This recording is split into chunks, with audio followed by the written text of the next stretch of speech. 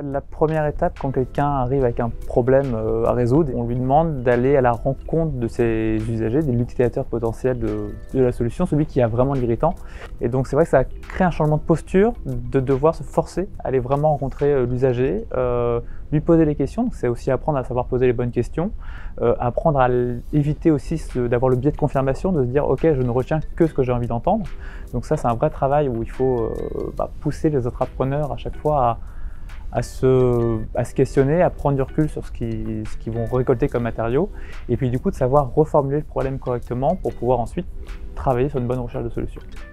Alors la culture de l'administration, elle est plutôt dans une logique de on va créer des process de manière à pouvoir proposer un même service à l'échelle à tout le monde. Ce qu'on intègre avec la dynamique du T-Cube, c'est de pouvoir se dire ok, on peut créer des process pour avoir une approche qui va être à l'échelle, mais assurons-nous de créer des process qui vont d'abord répondre aux besoins de l'utilisateur, pas répondre à des besoins de l'administration. Alors effectivement, les entrepreneurs, quand ils arrivent, on leur demande,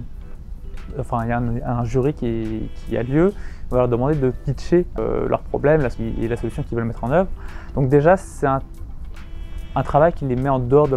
leur zone de confort habituelle, mais on voit aussi des personnes qui arrivent à prendre la parole beaucoup plus facilement que ce qu'on aurait imaginé, qui apprennent à bien structurer un pitch pour pouvoir vraiment démontrer l'irritant de l'utilisateur, savoir raconter l'histoire qui va bien, et puis amener à la solution qu'il va mettre en place. Et ça permet de révéler des éléments assez intéressants. Ensuite, après, effectivement, on a une question de se dire comment on peut les faire monter en compétences par rapport à la démarche d'innovation, à la question de se dire comment on les fait monter en compétence sur la recherche utilisateur, donc la rencontre avec un usager, savoir poser les bonnes questions, savoir les traiter, et ensuite se dire comment j'arrive à ne pas me limiter à la première solution que je vais trouver. Donc aussi c'est ça, c'est la partie de créativité, c'est savoir aller chercher une solution, puis une deuxième, puis une troisième, et savoir après assembler l'ensemble pour pouvoir créer quelque chose qui aille plus loin que la solution qui semble évidente, mais qui est rarement la plus créative. Et ensuite il y a toute la phase de lancement de projet. Comment ils prennent l'initiative de constituer l'équipe projet, comment ils peuvent structurer la mise en place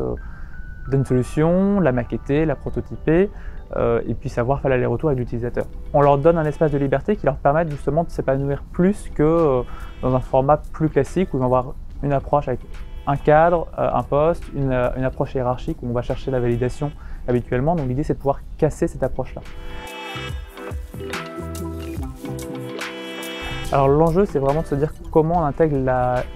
l'équipe de développement et de l'équipe SI le plus tôt possible. Ce qu'on a choisi de mettre en place au sein de l'incubateur de services publics numériques de la région Bretagne, c'est vraiment d'avoir l'équipe de développement qui joue un peu le rôle de